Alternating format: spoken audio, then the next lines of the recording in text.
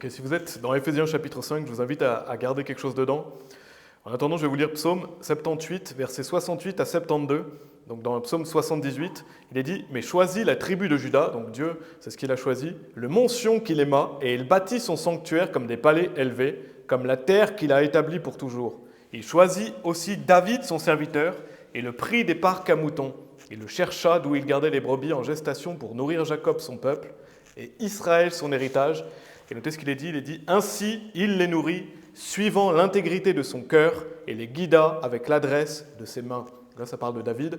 Et le titre du message, c'est sur le leadership, et c'est la responsabilité absolue. Donc, le fait que le leader a une responsabilité absolue. Et ce message d'aujourd'hui fait partie d'une série de 6 messages que j'ai commencé. Je ne sais pas si vous vous rappelez. Pour ceux qui étaient présents, le premier message, c'était « Comment être un homme selon le cœur de Dieu ». Deuxième message, « Prendre position ». J'ai inséré un troisième message parce qu'on est devenu Tour Forte. Donc, c'était l'oasis Tour Forte dans un désert. Là, c'est le quatrième message. Donc, j'avais dit que je ferais un message sur le leadership et je vais le diviser en 2 parties parce que ce serait trop long.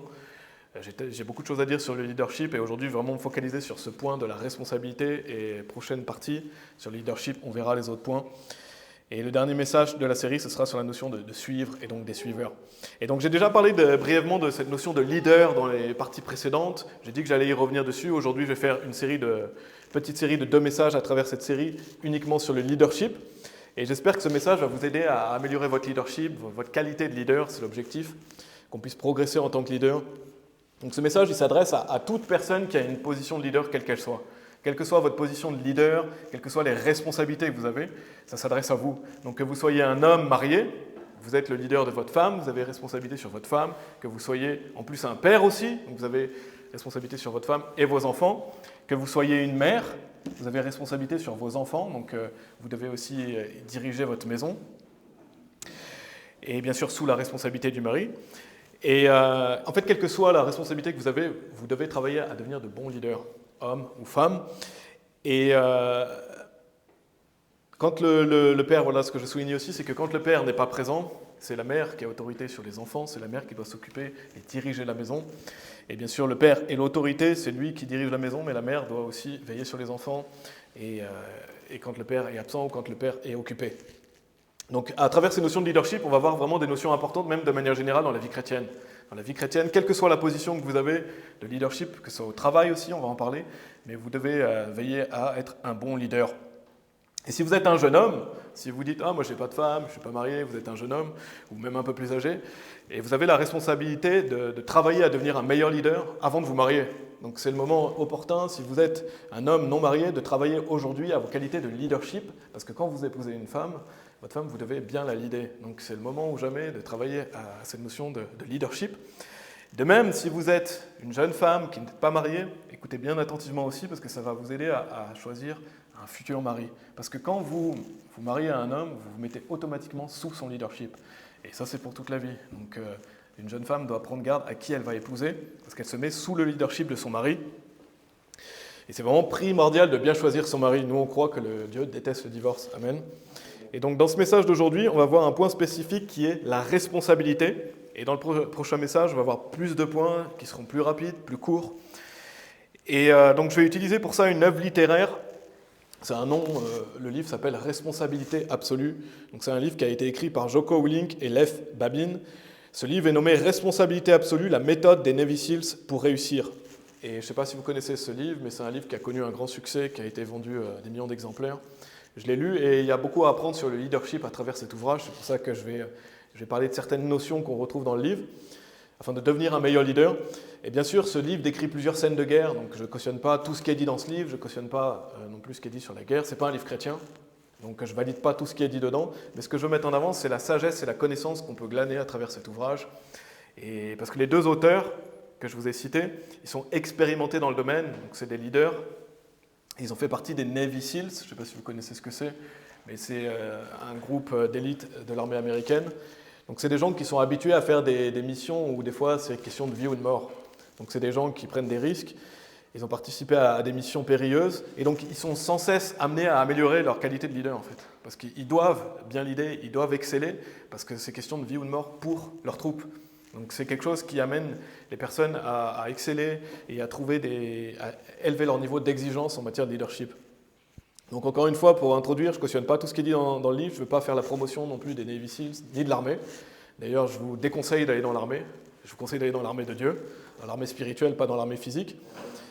Mais voilà, cependant, je crois qu'il est bien d'apprendre des choses dans les livres, même qui ne sont pas chrétiens, et de glaner de la sagesse, de l'intelligence. Et la Bible met en valeur la connaissance. La connaissance la plus importante, c'est bien sûr qu'est-ce que Dieu nous dit. Mais il est bien d'apprendre dans les domaines respectifs, par exemple dans votre travail. Si vous avez un travail séculier, il est bien de lire des livres sur votre travail pour vous améliorer à votre travail. Ça peut être aussi pour le leadership. Ça peut être pour plusieurs sujets différents. Pour une femme au foyer aussi. Et donc je vais vous donner plusieurs notions de ce livre. Je vous signalerai quand je vous donne des notions du livre, notamment dans la première et dans la troisième partie, et puis au début du message et à la fin du message aussi. Donc je vais vous relire Psaume 78, verset 72. Vous pouvez y aller si vous voulez. Mais gardez quelque chose dans Éphésiens chapitre 5. Donc cette notion de leadership, la responsabilité absolue. Psaume 78, verset 72, il est dit, donc en parlant de David, « Ainsi il les nourrit suivant l'intégrité de son cœur et les guida avec l'adresse de ses mains. » Donc j'ai pris ce passage de Psaume 78 ou Psaume 78 parce que ça parle de David et de son leadership. Et je ne sais pas si vous vous rappelez, mais on a beaucoup parlé de David dans cette série. Dans le message « Comment être un homme selon le cœur de Dieu », David était un homme selon le cœur de Dieu, donc on a parlé de lui. Dans le message de prendre position aussi, on a parlé de David. Dans le dernier message, l'Oasis Tourfort aussi, j'en ai parlé, on avait la fameuse citation de David qui dit « Afin que toute la terre puisse savoir qu'il y a un Dieu en Israël ». Donc on avait vu ça dans le troisième message. Et dans ce message, on va voir David. David était un bon exemple de leader, quelqu'un qu'on veut prendre comme modèle. Bien sûr, il n'était pas parfait, mais il a fait des bonnes choses en tant que leader. Et donc David nourrissait le peuple de Dieu, il est dit suivant l'intégrité de son cœur. Donc David faisait les choses avec cœur, et on sait que David était un homme selon le cœur de Dieu. Donc quand David faisait les choses, il les faisait pour Dieu. Et il est dit, il les nourrit suivant l'intégrité de son cœur et les guida. Donc on voit qu'il les lead, il les mène. Donc c'est un bon leader avec l'adresse de ses mains. Et Dieu cherche des leaders comme ça. Dieu cherche des leaders comme David. Et donc c'est des bons exemples à prendre dans la Bible. Et on va reparler de David un peu plus loin.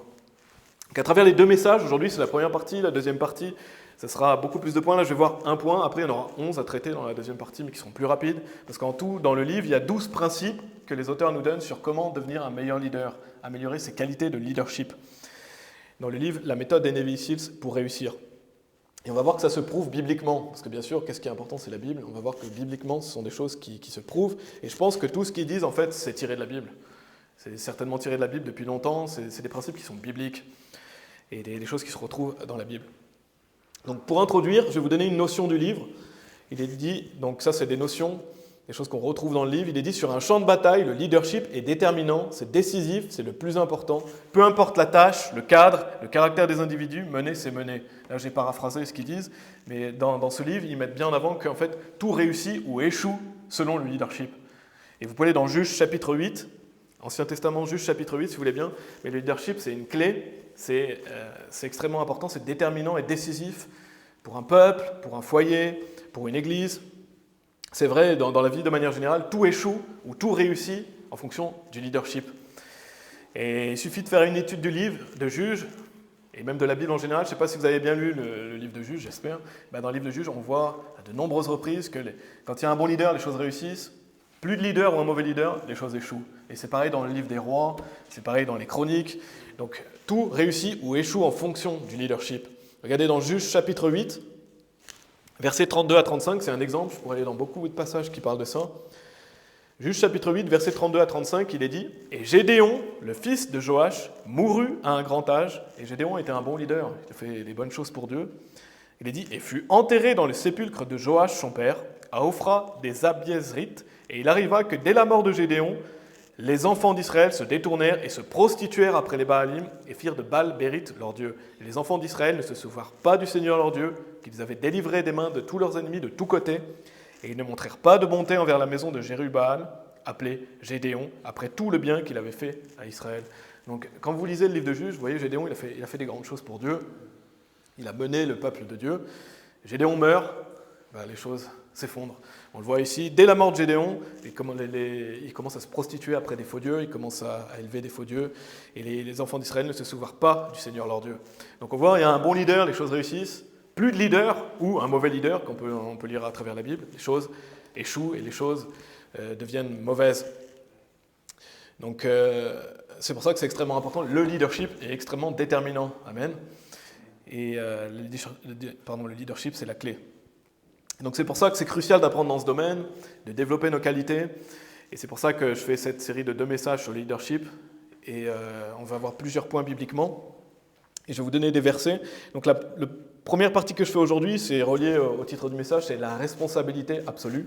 Je vais vous donner une définition de la responsabilité, je ne l'ai pas noté là-dessus, je l'ai sur mon téléphone. Juste une simple notion de la responsabilité sur Wikipédia, qu'est-ce que c'est ? La responsabilité est l'obligation qu'a une personne de répondre de ses actes, de les assumer, d'en supporter les conséquences du fait de sa charge, de sa position, etc. C'est aussi la mission conférée à quelqu'un par une autorité devant laquelle il doit répondre de ses actes. Donc ça, c'est une simple définition de la responsabilité. Et ce premier point qu'on va voir aujourd'hui, ce sera le plus long.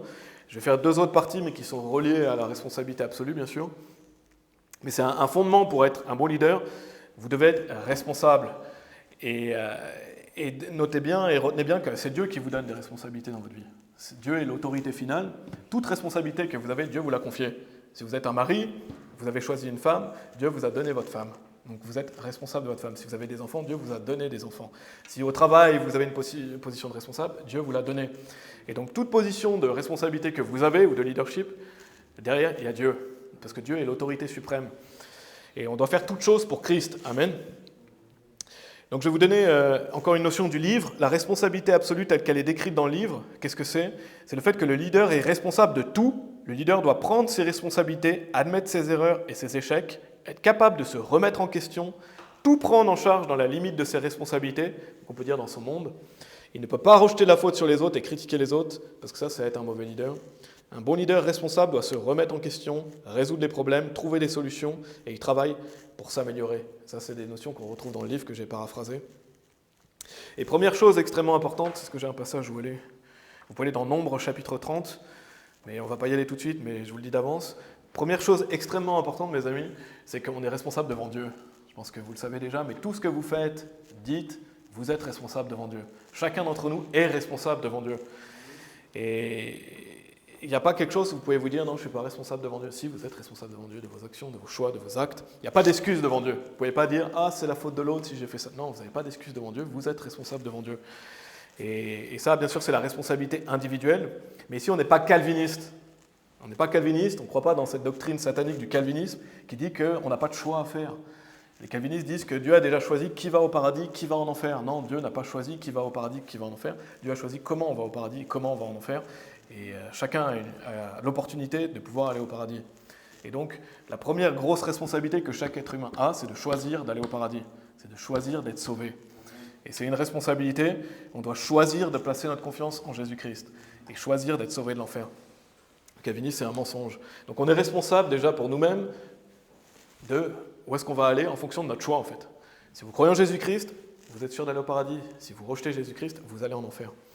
Et Dieu soit loué, une fois qu'on a cru, c'est Dieu qui se charge du reste, c'est lui qui nous garde. Donc on est assuré, on est dans la main de Jésus, et donc Dieu nous garde par la suite. Mais après le salut, donc ça c'est une étape indispensable, bien sûr, il nous faut être sauvé et faire ce choix. On est responsable de notre vie chrétienne.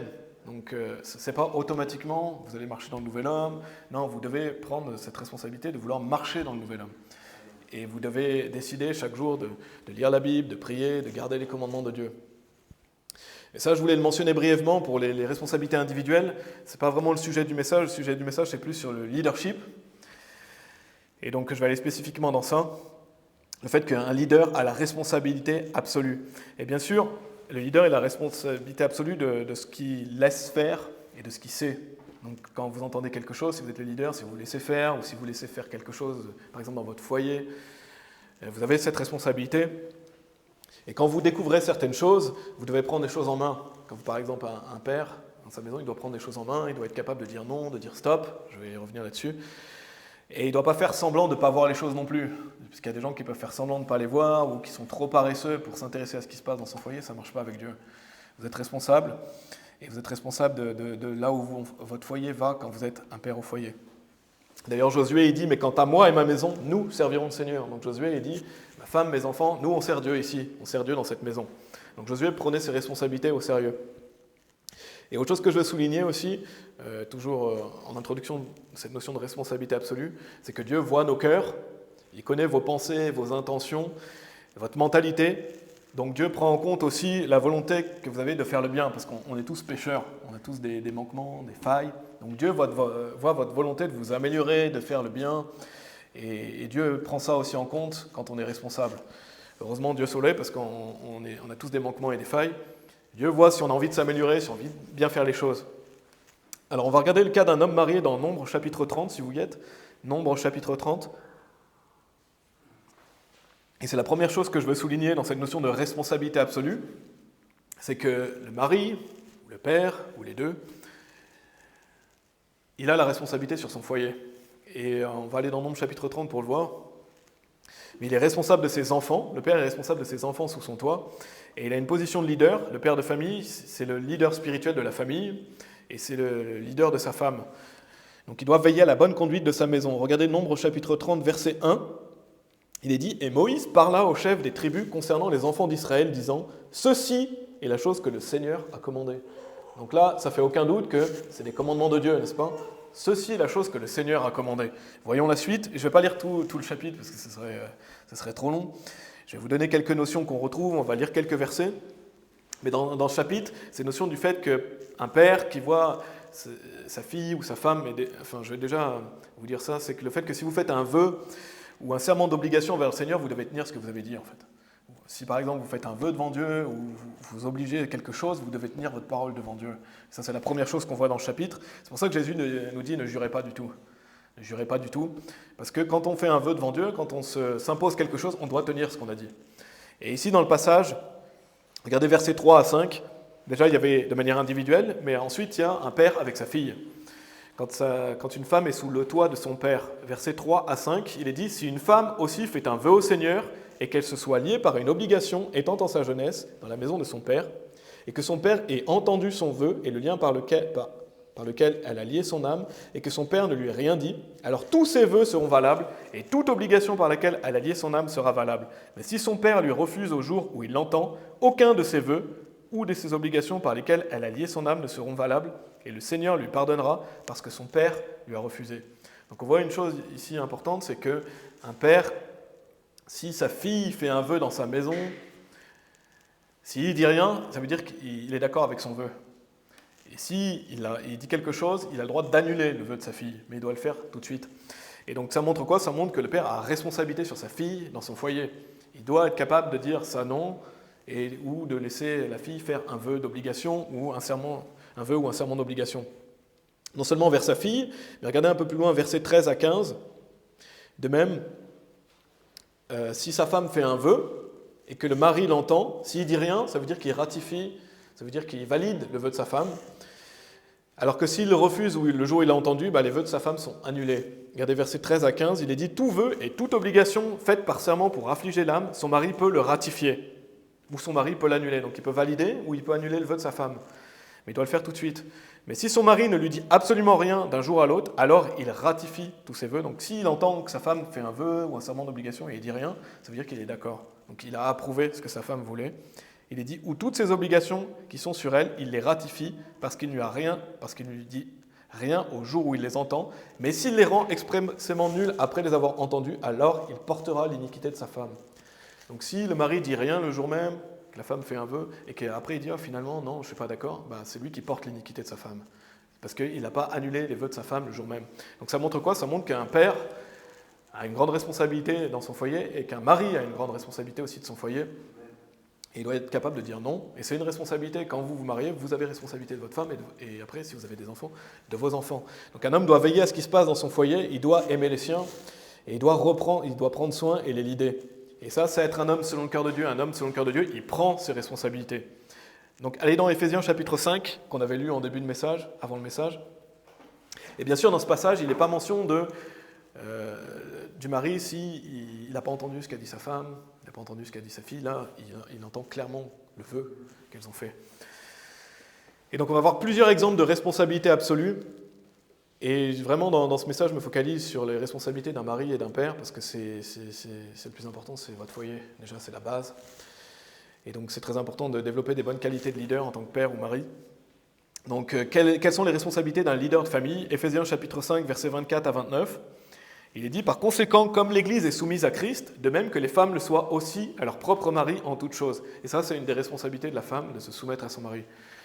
Il est dit, Marie, aimez vos femmes comme Christ aussi a aimé l'Église et s'est donné lui-même pour elle, afin qu'il puisse la sanctifier et l'épurer en la nettoyant d'eau par la parole, afin qu'il puisse la présenter à lui-même, une Église glorieuse, ayant ni tache, ni ride, ni rien de semblable, mais qu'elle soit sainte et sans défaut. Ainsi les hommes doivent aimer leurs femmes comme leur propre corps. Celui qui aime sa femme s'aime lui-même, car aucun homme n'a encore haï sa propre chair, mais la nourrit et la chérit, comme le Seigneur pour l'Église. Et donc là, on retrouve déjà plusieurs choses qu'un homme a responsabilité absolue dans son foyer. C'est le fait d'aimer sa femme. Un mari doit aimer sa femme. C'est une des responsabilités du mari, d'aimer sa femme. Il doit prendre soin de sa femme. Et là, il est dit, comme Christ aussi a aimé l'Église et s'est donné lui-même pour elle. Ça veut dire que la responsabilité du mari aussi, c'est de se sacrifier pour sa femme. Dans le fait d'aller travailler, le fait de veiller sur le foyer. Donc un mari, une de ses responsabilités devant Dieu, c'est de se sacrifier pour sa femme. Aimer sa femme, se sacrifier pour sa femme. Il est dit nourrir et chérir aussi. Vous devez nourrir et chérir votre femme. Parce que c'est un leader spirituel, et d'ailleurs le mari doit aussi enseigner la Bible à sa femme et à ses enfants. Donc il a la responsabilité spirituelle du foyer. Et c'est intéressant, je ne sais pas si vous aviez déjà souligné, mais dans ce passage, il y a une comparaison entre Christ et l'Église, l'amour de Christ pour l'Église et l'amour d'un mari pour sa femme. Et regardez ce que le Seigneur Jésus fait, il est dit afin qu'il puisse la sanctifier et l'épurer, donc en parlant de l'Église, en la nettoyant d'eau par la parole, afin qu'il puisse la présenter à lui-même une Église glorieuse, ayant ni tache, ni ride, ni rien de semblable, mais qu'elle soit sainte et sans défaut. Ça, c'est ce que Jésus fait envers son Église. Mais si Dieu nous met ce passage à travers le fait qu'il parle d'un mari et d'une femme, c'est qu'un mari doit aussi faire ça pour sa femme. Il doit veiller à ce que sa femme marche dans la sanctification. Donc ça veut dire qu'il doit présenter sa femme devant Dieu sainte, sans tache. Ça ne veut pas dire qu'elle sera sans péché, bien sûr, mais ça veut dire qu'il doit faire tout son possible pour aider sa femme à marcher avec Dieu. Il doit veiller à l'état spirituel de son foyer. Et bien sûr, il ne s'agit pas du salut. Le salut, c'est on croit en Jésus-Christ, on est sauvé. Ce n'est pas sainte, une question d'aller au paradis ou en enfer. Mais un mari doit veiller sur la sanctification de sa femme et sur le fait que sa femme marche avec Dieu. Et la laver par la parole. C'est ça le fait d'enseigner la parole, de veiller à ce que la famille aille à l'église, lise la Bible, etc. Donc le mari a la responsabilité de veiller sur la vie chrétienne de sa femme. Et bien sûr, sa femme a sa propre marche avec Dieu. On est des individus, donc chacun doit décider de marcher avec Dieu. Et on ne peut pas forcer quelqu'un non plus. Vous ne pouvez pas obliger ou forcer quelqu'un. Et malheureusement, il y a des situations des fois difficiles dans certains foyers, mais vous devez tout faire pour mener la personne, montrer l'exemple, prier pour que Dieu change les choses et faire tout votre possible pour justement leader votre foyer spirituellement. Et la femme a bien sûr ses choix à faire, de vouloir marcher avec Dieu, de vouloir lire la Bible, de vouloir prier. On ne peut pas forcer notre femme, mais on doit veiller à ce qui se passe dans notre foyer et faire tout notre possible pour que les choses soient faites pour le Seigneur. Donc on ne peut pas forcer, on ne peut pas contrôler, mais on doit mener. Et c'est ça qu'on retrouve souvent dans le livre, c'est le fait de mener. Un bon leader, il mène, il montre l'exemple. Et on va en reparler. Et allez dans Job, chapitre 2, si vous voulez bien. Donc on voit plusieurs responsabilités d'un mari, aimer sa femme, se sacrifier pour sa femme, présenter sa femme devant Dieu sainte et sans tâche, ça veut dire qu'il doit veiller sur la spiritualité de sa femme. Et non seulement ça, mais ça veut dire aussi qu'il doit savoir dire non. Il doit savoir dire non, il doit savoir reprendre, il doit savoir dire stop. Et on voit avec Job, s'il y a bien un exemple d'un mari selon le cœur de Dieu, c'est bien Job, parce que Job était l'homme le plus juste de son époque. Donc je pense qu'on peut prendre exemple sur Job, n'est-ce pas ? Mais regardez Job dans chapitre 2, versets 9 et 10. Job chapitre 2, versets 9 et 10. Il est dit « Et sa femme lui dit, persévéreras-tu encore dans ton intégrité ? Maudis Dieu et meurs. » Mais il lui dit « Tu parles comme les femmes insensées parlent. Quoi ? Recevrions-nous le bien de la main de Dieu et nous ne recevrions pas le mal ? En tout cela, Job ne pécha pas par ses lèvres. » Et donc ça fait suite à, si vous êtes familier avec le livre de Job, Job vit des choses vraiment très douloureuses et très difficiles que la plupart d'entre nous ne vivront jamais, Dieu merci. Mais Job vit des choses extrêmement difficiles, comme vous pouvez le lire dans le livre de Job. Et donc, qu'est-ce que lui dit sa femme après les épreuves ? Il lui dit « Maudis Dieu et meurs ». Ce n'est pas vraiment ce qu'on attend de sa femme, pas vraiment ce que sa femme aurait dû dire. « Maudis Dieu et meurs », n'est-ce pas ? Mais c'est ce qu'elle lui a dit. Et comment Job va répondre ? Il va reprendre sa femme et il lui dit « Tu parles comme les femmes insensées parlent ». Donc, il ne laisse pas sa femme dire ça, parce que déjà, elle pêche en disant ça, et en plus, elle l'encourage à pécher. Job, en bon mari, il reprend sa femme. Mais regardez ce qu'il dit. Il dit « Tu parles comme les femmes insensées parlent ». Il ne lui dit pas « Tu es une femme insensée ». Je ne sais pas si vous avez noté, mais il ne dit pas « t'es une femme insensée », il dit « tu parles comme les femmes insensées parlent ». Et je pense que ce que ça veut dire que la femme de Job était une femme vertueuse. Et si Job était un homme comme ça, aussi vertueux et aussi mis en valeur dans la Bible, je pense que sa femme devait être aussi une femme vertueuse. Il n'y a pas beaucoup de choses sur la femme de Job, mais c'est ce qu'on pourrait sous-entendre. Et donc il ne lui dit pas « t'es une femme insensée », il lui dit « tu parles comme les femmes insensées parlent ». Ça veut dire que là, elle parle de manière insensée comme les femmes parlent, qui sont insensées. Et donc il la reprend, parce qu'il ne veut pas que sa femme se charge d'un péché, il ne veut pas qu'elle l'encourage à pécher non plus, et ça c'est le rôle d'un mari, de savoir reprendre sa femme et dire non, ça, là tu parles comme une femme insensée parle. Et on ne va pas aller dans cette direction. Et en plus, donc quelle est la réponse de Job ? Job, il a la bonne réaction, il défend Dieu, il dit « Quoi ? Recevrions-nous le bien de la main de Dieu et nous ne recevrions pas le mal ? En tout cela, Job ne pécha pas par ses lèvres. » Donc Job la reprend d'une bonne manière et il dit quoi ? On reçoit les bénédictions de Dieu, on reçoit le bien de Dieu, Dieu nous a bénis, on reçoit ces bonnes choses que Dieu nous donne. Et on ne devrait pas aussi recevoir les épreuves, les difficultés, parce que c'est ça le bien et le mal ici. Et quand vous avez des épreuves, pensez à ce verset de Job qui dit « Oui, on reçoit les bénédictions, mais on a aussi des difficultés, on a aussi des détresses. » On a aussi des maladies ou des accidents ou des mauvaises choses qui peuvent nous arriver, des choses dures. Et c'est pas pour ça qu'on doit maudire Dieu.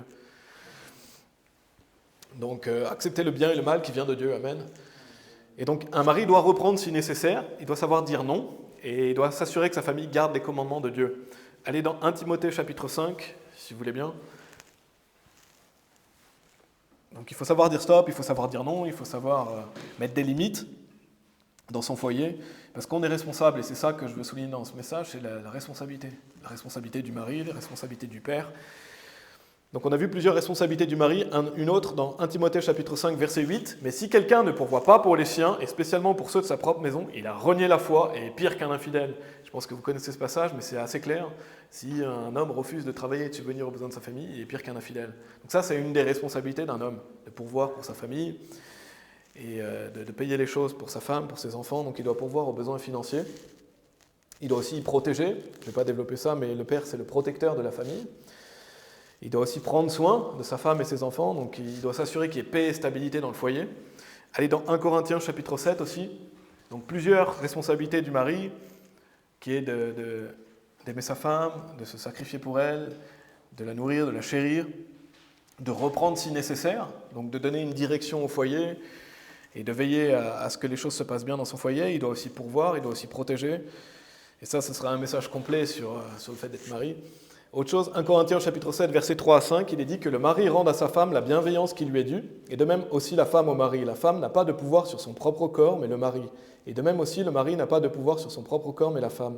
Ne vous frustrez pas l'un l'autre, excepté si c'est par consentement pour un moment, pour que vous puissiez vous adonner au jeûne et à la prière, et revenez ensemble pour que Satan ne vous tente par votre manque de maîtrise. Et ça, c'est une des choses aussi qui est importante pour un mari.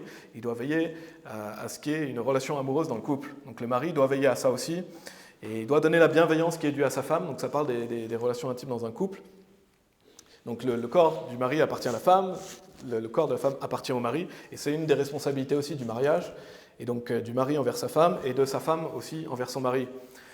Et refuser l'intimité à son épouse ou à son mari, c'est un péché. La Bible est claire, on doit donner bienveillance à son époux ou à son épouse, et c'est dangereux, parce qu'il est dit « Revenez ensemble pour que Satan ne vous tente par votre manque de maîtrise ». Donc on voit que la Bible nous met en garde.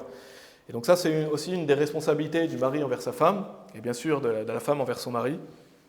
Et donc là, on a vu plusieurs responsabilités qui font que quand vous êtes marié, et là on va voir maintenant quand vous avez des enfants, allez dans Éphésiens chapitre 6, vous avez des responsabilités dans votre foyer. Et Dieu prend ça en considération.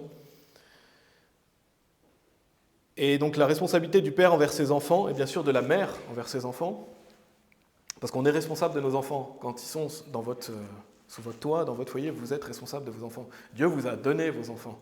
Dieu vous a confié vos enfants, donc vous devez en prendre soin. Et vous devez les élever, les éduquer, vous devez les aimer, vous devez les discipliner, vous devez mettre des limites. Et donc si vous êtes dans Éphésiens chapitre 6, on va lire le verset 4.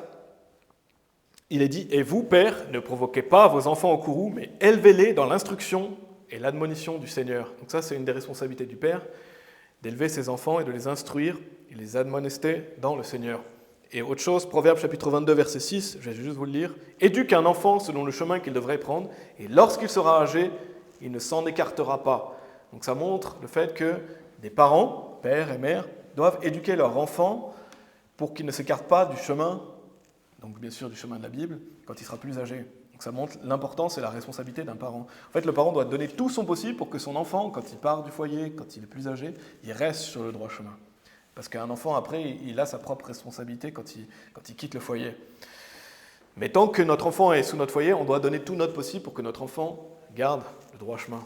Amen. Et donc un père a responsabilité sur ses enfants, une mère aussi a la responsabilité sur ses enfants, et une mère, d'autant que possible, et c'est le modèle biblique, elle doit faire l'école à la maison, elle doit faire l'instruction en famille. Donc ça, c'est une grande responsabilité d'éduquer vos enfants. Et c'est une belle responsabilité, mais la mère a la responsabilité de donner l'école à la maison à ses enfants. Et bien sûr, le père aussi intervient dedans, mais c'est une des choses que Dieu donne, et une des responsabilités de la mère, c'est d'élever ses enfants. Et la Bible met vraiment l'accent sur le fait que c'est important d'instruire ses enfants. Et nous, on croit à l'école à domicile, n'est-ce pas? Et donc l'école à la maison, et c'est vraiment une joie de pouvoir éduquer ses enfants et de les sortir du système public. Autre chose, je crois que dans la Bible, une fille, quand vous avez une fille, elle doit rester sous votre toit jusqu'à ce qu'elle se marie. Ça veut dire qu'un père doit veiller à ce que sa fille ne quitte pas le foyer familial tant qu'elle n'est pas mariée, en fait. C'est la responsabilité des parents et de la mère aussi de faire en sorte que leur fille, quand elle quitte le foyer, c'est parce qu'elle va épouser quelqu'un.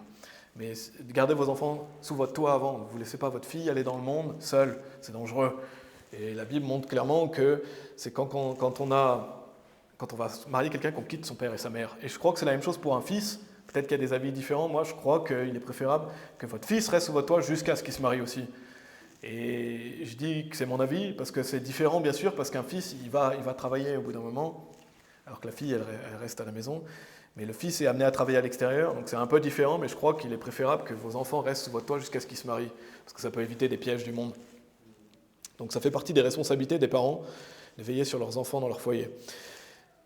Autre chose que je voulais souligner, le pasteur Jiménez, il avait dit dans un sermon que, par exemple, si votre épouse, elle ne veut pas aller à l'église, et ça c'est une astuce peut-être pour des couples malheureusement où la femme ne veut pas aller à l'église, ou le mari ne veut pas aller à l'église, là je parle de l'épouse, mais si votre épouse ne veut pas aller à l'église et qu'elle ne veut pas vivre la vie chrétienne, il avait dit que la responsabilité du mari, c'est de la reprendre et lui dire quoi? Tu m'aimes pas? Tu m'aimes pas? Tu veux détruire notre famille? Et il disait qu'il fallait être capable de dire ce genre de choses. Est-ce que tu veux détruire notre famille? Parce que si vous n'allez pas à l'église, vous allez détruire votre vie. L'église, c'est indispensable d'y aller. C'est indispensable d'aller à l'église. La Bible d'ailleurs parle que quand on est écarté d'une église, on est délivré à Satan pour la destruction de la chair. Ce n'est pas une petite histoire d'aller dans une église ou de ne pas aller dans une église. Il faut aller dans une église, c'est notre abri. On s'appelle Tour Forte, et c'est là où justement, quand on est sauvé, on doit se réfugier dans la maison de Dieu, n'est-ce pas? Nous, on est un groupe, mais c'est essentiel d'aller dans une église pour survivre en tant que chrétien. Et donc le mari, si sa femme ne veut pas vivre la vie chrétienne, il doit la reprendre et il doit lui montrer que ce qu'elle fait, ça peut détruire sa famille. Et c'est vraiment important, si vous êtes leader de famille, c'est un exemple de ce que vous pouvez dire à votre femme si elle ne veut pas aller à l'église. Ensuite, Éphésiens chapitre 6. Donc là, j'en ai fini avec la responsabilité d'un mari envers sa femme, la responsabilité aussi d'un père envers ses enfants, et aussi par la même occasion, on a vu quelques responsabilités d'une mère envers ses enfants et d'une épouse envers son mari aussi. Mais les enfants ont une responsabilité aussi. Éphésiens chapitre 6, versets 1 et 2, il est dit « Enfants, obéissez à vos parents dans le Seigneur, car cela est bien. Honore ton père et ta mère, lequel est le premier commandement avec promesse. » Donc la responsabilité des enfants dans leur foyer, c'est d'obéir à leurs parents et d'honorer leurs parents. Et je ne vais pas développer ça plus parce que les enfants ne sont pas des leaders, mais c'est important de savoir que les enfants ont aussi une responsabilité. Allez dans Hébreux chapitre 13. Autre point, je ne vais pas développer, mais au travail, quand vous avez des responsabilités, si vous êtes manager ou si vous avez une équipe, vous êtes responsable de votre équipe. Donc on peut prendre l'exemple tout simple, mais si votre responsable vous envoie sur un chantier et que vous avez 2 subordonnés, donc 2 personnes, vous êtes un chef d'équipe, et que vous devez faire un chantier, le jour où le chantier est fini, vous devez rendre compte.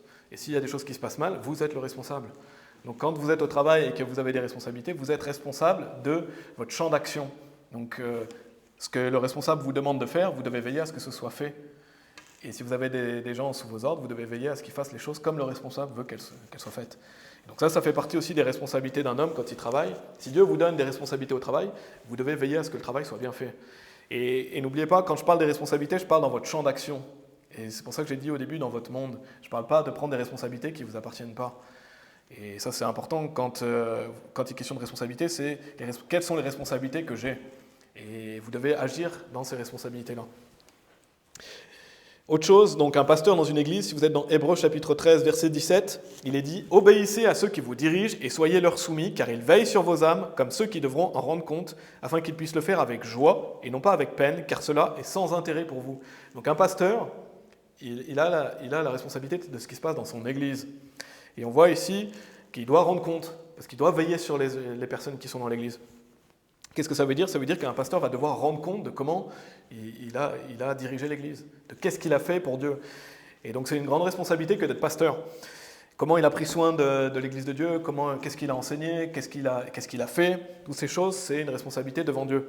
Et bien sûr, encore une fois, Dieu voit au cœur, un pasteur n'est pas parfait, il voit votre volonté de bien faire, mais le pasteur est responsable de son église devant Dieu. Donc il a une responsabilité importante. Et bien sûr, le pasteur, il n'est pas responsable de ce que les gens font chez eux. Il ne doit pas aller chez les gens et dire « Ah non, tu ne fais pas ça ». Il est responsable de ce qui se passe dans l'église. Et il ne domine pas non plus sur les autres. Ce n'est pas ça qu'un pasteur fait. Il doit veiller sur les autres. Et de même, s'il y a quelqu'un qui s'infiltre dans une église et qu'il n'est pas connu, le pasteur n'est pas responsable que cet infiltré soit là s'il n'est pas connu, parce que le pasteur doit donner le bénéfice du doute. Mais à partir du moment où quelqu'un qui vient dans l'église essaie de détruire et qu'il est connu, alors le pasteur doit agir. Et ça, c'est la responsabilité d'un homme de Dieu. Il doit agir, il doit prendre ses responsabilités. S'il y a des péchés qui doivent être repris, s'il y a un infiltré qui vient, c'est lui qui est responsable de comment fonctionne l'Église. Et il doit prendre cette responsabilité très au sérieux. Et il doit s'aligner du plus possible avec qu'est-ce que dit Dieu, en fait. C'est garder les commandements de Dieu et qu'est-ce que Dieu attend d'une Église. Et c'est ça la responsabilité absolue. Retenez bien ça, c'est vraiment faire tout votre possible pour être un bon leader et d'avoir à cœur de faire ce que Dieu attend de vous dans votre position de leadership. C'est ça qui est essentiel. Et c'est très important de vouloir progresser, et c'est ce que j'espère que ce message vous aidera à faire. Et l'autre message aussi, parce qu'il y aura plus de points encore. Mais si vous voulez être un bon leader, déjà commencez par être quelqu'un de responsable. Vous devez prendre responsabilité sur toutes les personnes sur qui vous avez responsabilité. Amen. Donc le pasteur est responsable, il a la responsabilité de son église. Je vais lire un autre verset à ce sujet, Jacques chapitre 3, verset 1. « Mes frères, ne soyez pas beaucoup de maîtres, sachant que nous recevrons la plus grande condamnation. » Donc un pasteur sera jugé plus sévèrement, parce qu'il doit veiller sur le peuple de Dieu, et il doit veiller sur l'église. Donc un pasteur doit prendre cette responsabilité très au sérieux. Donc on a vu la responsabilité d'un homme marié. Allez dans 1 Samuel chapitre 15, si vous voulez bien. On a vu la responsabilité d'un homme marié, d'un père, d'une mère, dans une certaine mesure des enfants, au travail et d'un pasteur. Maintenant, on va voir quelques exemples d'un bon leader par rapport à un mauvais leader. Et ça fait écho au premier message qu'on avait vu sur comment être un homme selon le cœur de Dieu. Donc il y a un mauvais exemple dans la Bible de leader, c'est Saül. Il a déjà pris pour son grade, il va encore reprendre aujourd'hui. Et il y a un exemple de bon leader, c'est David. Donc on va comparer les deux. Et c'est un exemple de la responsabilité absolue. Et souvenez-vous en quoi Saül a échoué et en quoi David a excellé. Saül, déjà, on avait vu qu'il était incapable de contrôler son insécurité, on a vu qu'il chutait quand la pression était là, donc il n'était pas fiable, et on a vu aussi qu'il n'était pas capable de prendre ses responsabilités. Et c'est une des raisons pour lesquelles Saül a échoué, c'est qu'il n'était pas quelqu'un de responsable, il ne prenait pas ses responsabilités, alors que David le faisait. Et donc regardons avec Saül dans 1 Samuel chapitre 15, je ne sais pas si vous connaissez cette histoire, mais on l'appelle l'affaire des bêlements de brebis ou de moutons. Mais Saül, il avait une position de leader sur le peuple, et il a échoué clairement dans cette position. Et le fait qu'il ne prenne pas ses responsabilités, ça a joué une grande part dans son échec. Et bien sûr, on a vu d'autres raisons aussi dans le premier message de pourquoi Saül a échoué. Mais regardez 1 Samuel chapitre 15, verset 9. « Mais Saül et le peuple épargnèrent Agag et le meilleur des moutons, des bœufs et des bêtes grasses et des agneaux, et tout ce qui était bon, et ils ne voulurent pas les détruire entièrement, mais toutes choses qui étaient sans valeur et inutilisables, ceux-là, ils les détruisirent entièrement. » On va aller un peu plus loin, verset 13. « Et Samuel vint vers Saül, et Saül lui dit, « Béni sois-tu du Seigneur, j'ai exécuté le commandement du Seigneur. » Et Samuel dit, « Que signifie donc ce bêlement de mouton qui retentit à mes oreilles, et ce beuglement de bœuf que j'entends ?» Et Saül répondit, « Ils les ont amenés des Amalékites, car le peuple a épargné le meilleur des moutons et des bœufs, pour sacrifier au Seigneur ton Dieu, et nous avons entièrement détruit le reste. » Et donc, si vous lisez un peu plus tôt dans le chapitre, mais Dieu avait commandé à Samuel, et Samuel a commandé à Saül de détruire tout ce qui appartenait à Amalek. En fait, le commandement, c'était de tout détruire. Donc Saül n'était pas censé garder notamment ses animaux en vie. Et Saül l'a fait. Donc il a désobéi clairement à Dieu. Et quelle est sa réaction quand Samuel le reprend? Il rejette la faute sur le peuple. Regardez, il est dit « car le peuple a épargné ». Il ne dit pas « oui, Samuel, je suis responsable, j'ai désobéi à Dieu ». Il dit « non, c'est les autres ». En fait, au lieu de prendre ses responsabilités, il blâme les autres. Et pire encore, parce qu'en plus, il manipule. Parce que qu'est-ce qu'il dit ? Il dit « pour sacrifier au Seigneur ton Dieu ». Donc non seulement il ne prend pas ses responsabilités, il blâme les autres, mais en plus, pire encore, il rejette, il dit que c'est pour Dieu en fait. Donc c'est un manipulateur, parce qu'il dit « non, mais c'est pour Dieu que j'ai fait ça ». Et ça, c'est encore pire parce que c'est un mensonge. Parce que Samuel l'avait clairement dit qu'il devait détruire tout ce qui appartenait à Amalek. Et Saül l'a entendu. Saül n'est pas ignorant dans cette affaire. Il a clairement, volontairement désobéi. Il a peut-être laissé faire le peuple, mais c'est sa responsabilité. Il n'a pas mis un stop à ça. Et donc, il est responsable. Et donc, au lieu de prendre ses responsabilités, déjà, il dit c'est le peuple. Et puis, en plus, après, il fait comme si c'était pour Dieu. Donc Saül n'était pas ignorant, et ça c'est malfaisant. Et ne faites jamais ça, ne faites jamais justifier vos mauvaises actions en disant « mais non, mais c'était pour Dieu ». Et je peux prendre un exemple courant, mais de nos jours, il y a des gens qui font ça, mais il y a des hommes qui vont dire « moi je divorce ma femme et je le fais pour Dieu ».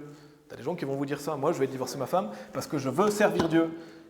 Et des gens qui vont utiliser Dieu pour leur péché. Et c'est ce que fait Saül. Saül, il dit « non, mais je fais ça pour le Seigneur ton Dieu, c'est pour sacrifier que j'ai gardé ça ». Donc en fait, il désobéit volontairement à Dieu et il fait croire que c'est pour Dieu. Et il y a des gens malheureusement qui font ça aujourd'hui. Ça peut être un exemple d'un homme qui veut dire « non, je divorce ma femme parce qu'elle m'empêche de servir Dieu, donc je vais aller servir Dieu, et donc je fais ça pour Dieu ». Et non, Dieu t'a pas dit ça, tu es un menteur, parce que Dieu t'a dit « je déteste le divorce ». Et donc Dieu, tu ne peux pas utiliser Dieu pour tes péchés. Donc si vous êtes un homme et qui dit « moi je vais divorcer », parce que c'est mieux pour Dieu, non, tu es un menteur. Parce que Dieu a clairement dit, non, tu ne divorces pas, tu restes avec ta femme jusqu'à la mort. Amen. Et donc c'est la responsabilité du mari et de la femme de travailler à leur mariage. Et donc encore un peu plus loin, on va retourner dans 1 Samuel chapitre 15. Samuel, il va le reprendre, et il va lui dire, « pourquoi n'as-tu pas obéi à la voix du Seigneur ? Mais t'es-tu jeté sur le butin et fait ce qui est mauvais à la vue du Seigneur ?» Donc c'est la deuxième fois qu'il le reprend. Et Saül, il persiste encore, il rejette encore la faute sur les autres. Donc il dit, oui, j'ai obéi à la voix du Seigneur. Et un peu plus loin, il dit, mais le peuple a pris sur le butin, mouton et bœuf, le meilleur des choses qui auraient dû être détruites pour sacrifier au Seigneur. Donc il dit encore une fois, non, c'est le peuple, c'est pas moi. Donc au lieu de prendre ses responsabilités, il rejette encore la faute sur le peuple. Et là, c'est pire encore que de faire croire que c'est Dieu. Je vous ai dit, tout d'abord, il fait croire que c'est pour Dieu. Là, il fait encore pire, parce que quand vous lisez vraiment et que vous analysez ce que dit Saül, c'est un manipulateur, son mensonge va plus loin encore. Il dit même que c'est la faute de Dieu, en fait. Il insinue subtilement que c'est même la faute de Dieu, que s'il a gardé ça, c'est parce que Dieu veut qu'on sacrifie les animaux. Donc il va insinuer non seulement qu'il le fait pour Dieu, mais en plus que ce serait la faute de Dieu. Et il y a des gens qui font ça. Il y a des gens qui vont, justement, en reprenant l'exemple du divorce, il y a des gens qui vont divorcer leur femme et qui vont dire « moi je me remarie avec une femme parce que je ne peux pas rester célibataire et c'est la faute de Dieu, Dieu ne veut pas que je sois heureux. Dieu ne veut pas que je sois heureux, donc je vais divorcer et me remarier. » Et il y a des gens qui font ça et c'est ce que fait Saül. Saül, non seulement il fait croire que c'est pour Dieu, mais il insinue le fait que c'est la faute de Dieu en fait. Et il y a des gens qui vont vous dire « ah, Dieu ne veut pas que je sois heureux, donc je vais quand même le faire. » Et donc attention à ce mauvais exemple de leadership. Saül est vraiment un bon exemple à prendre dans le sens où on ne veut surtout pas reproduire le même schéma. Donc vous voyez comment le fait de ne pas prendre ses responsabilités, ça peut aller très loin. Ça peut aller très loin et en tant que chrétien, on doit prendre nos responsabilités. Donc pour continuer dans le chapitre, on voit Samuel qui reprend encore Saül et il lui dit « Parce que tu as rejeté la parole du Seigneur, il t'a aussi rejeté en tant que roi. » Et là, ça fait 3 fois et enfin Saül commence à s'excuser. Il commence à dire qu'il a péché, il s'excuse, il avoue son péché, mais ce n'est pas une repentance sincère quand vous lisez. Je vais vous lire le passage qui en parle. Désolé, je n'ai pas noté le verset où il le dit, mais il dit « J'ai péché, cependant, honore-moi maintenant, je te prie, devant les anciens de mon peuple et devant Israël, et retourne avec moi afin que je puisse adorer le Seigneur ton Dieu. » Ce n'est pas une repentance sincère. On le voit clairement, qu'est-ce qu'il veut ? Il veut que Samuel l'honore devant les autres, en fait. En fait, tout ce qui intéresse Saül, c'est sa renommée. Le fait qu'il ait une bonne image devant les autres. Ce n'est pas une repentance sincère en disant « j'ai péché » et il s'humilie devant Dieu. Non, là on voit que pourquoi il se repent, c'est parce qu'il veut que Samuel l'honore devant les autres. Il veut être honoré devant les autres. Et c'est ce qu'on avait vu dans le premier message, cette notion de ne pas savoir contrôler son insécurité. Il voulait la vedette. Il voulait la vedette, donc il ne supporte pas d'être humilié devant les autres. Donc ce n'est pas une repentance sincère, et il voulait la vedette sur lui. Au contraire de David, allez dans 1 Samuel chapitre 22, si vous voulez bien, juste un peu plus loin. Donc là, on a l'exemple de Saül, qui est justement incapable de prendre ses responsabilités, qui rejette. Ça, c'est comment être un piètre leader. Vous rejetez tout le temps la faute sur les autres, vous serez un piètre leader. vous serez médiocre comme Saül. Et si vous voulez être un bon leader, vous devez prendre vos responsabilités, vous devez assumer vos erreurs, vous devez assumer vos failles. Et c'est ce que faisait David. Regardons David. David était quelqu'un qui prenait ses responsabilités. On l'a vu déjà quand il a été repris par Nathan, il a pris ses responsabilités. Mais on le voit aussi en tant que leader. 1 Samuel chapitre 22, des versets 20 à 22. Il est dit « Et l'un des fils d'Ahimelech, le fils d'Ahitoub, qui s'appelait Abiathar, s'échappa et s'enfuit après David. Et Abiathar rapporta à David que Saül avait tué les prêtres du Seigneur. Et David dit à Abiathar, je le savais ce jour-là, lorsque Doeg, l'Édomite, était là, qu'il ne manquerait pas de le dire à Saül, je suis cause de la mort de toutes les personnes de la maison de ton père. Et quand vous allez un chapitre avant, dans 1 Samuel chapitre 21, pour vous situer le contexte, il y a Ahimelech qui est un prêtre, il va donner des vivres à David, il va lui donner même l'épée de Goliath. Donc il va armer David, lui donner des vivres, et il y avait cet homme Doeg, qui est un homme malfaisant, qui était présent et qui va le rapporter à Saül. Quand Saül va le savoir, il va faire venir le prêtre, et il va les faire mettre à mort, donc il va tuer ses prêtres.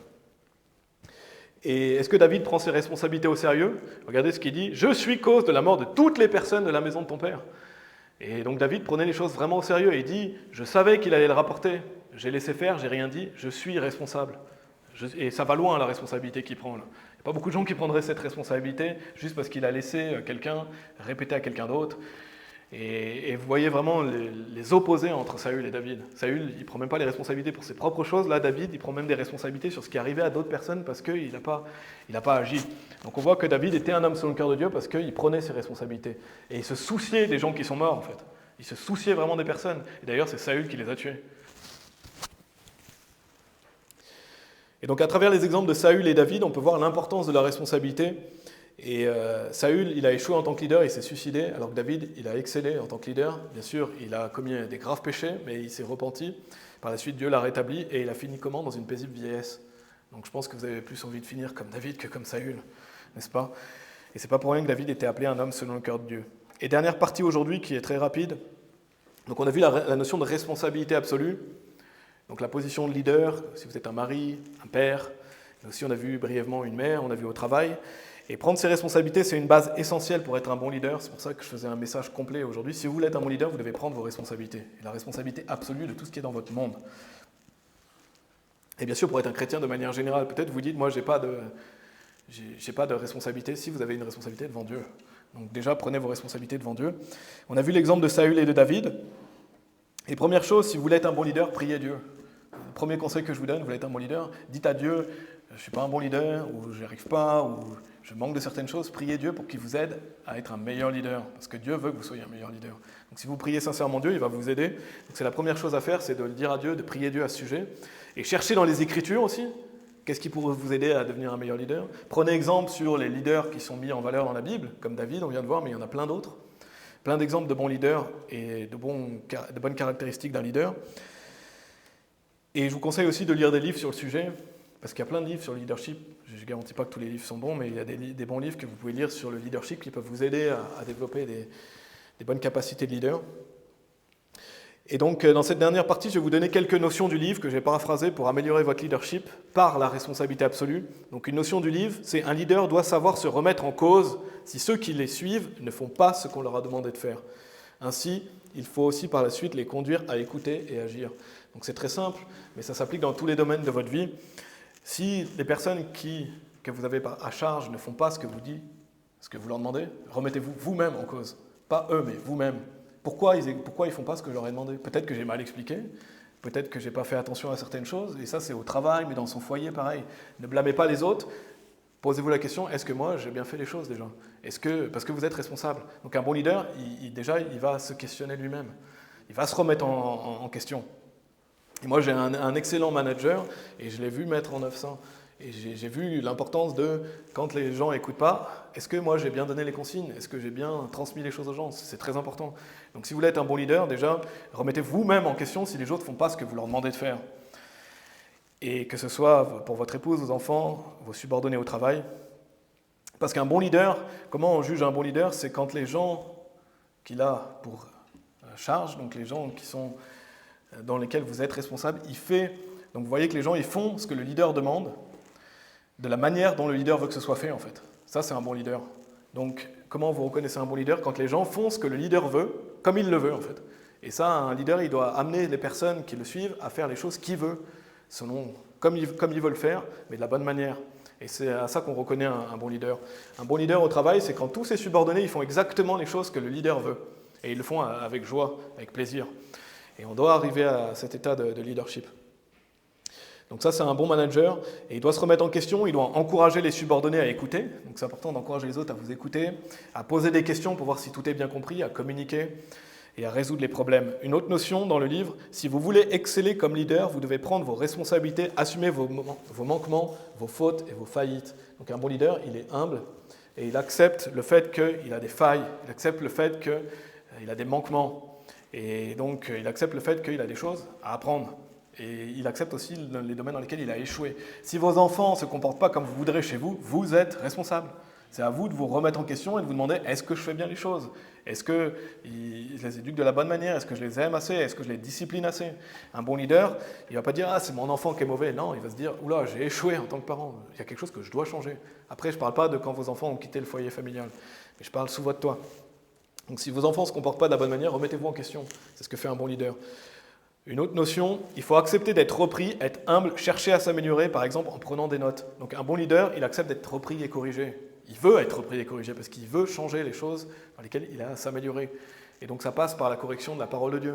Un bon leader, il veut être corrigé par la parole de Dieu pour se dire « Oula, là je me suis trompé, il faut que je rétablisse ça ». Donc ça passe par la lecture de la Bible, par le fait d'aller à l'église, prendre instruction de la Bible.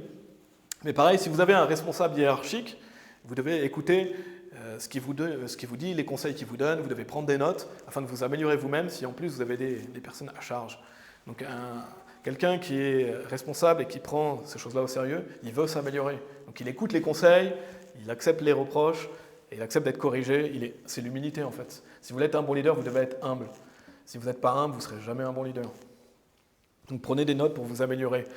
Dernière notion du livre, si vous voulez amener des personnes à réaliser des choses compliquées, des choses audacieuses, des choses ardues, ce n'est pas en les forçant, mais c'est en les menant. C'est comme ça que vous allez arriver. Et ça, c'est ce que doit faire un pasteur.